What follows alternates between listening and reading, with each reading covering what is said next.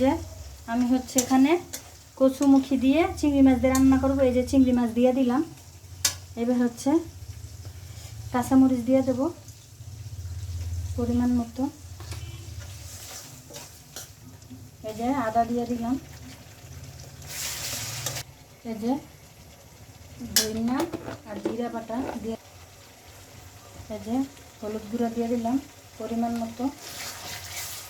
এই যে স্বাদ মতো লবণ দিয়ে দিলাম।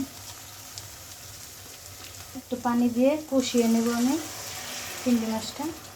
তারপর হচ্ছে মুখি দিয়ে দেব। এই যে আমার এই কষানো হয়ে গেছে। এবার হচ্ছে মুখিটা দিয়ে দিলাম।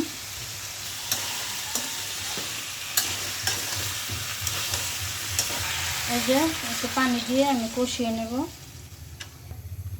এই যে এবার হচ্ছে ঢাকা চাপা দিয়ে দিলাম। এই যে আমার চিংড়ি মাছ দিয়ে কচুমুখী পাতলা ঝোল হয়ে গেছে। এই যে নামিয়ে ফেলবো এখন জিরা দিয়ে।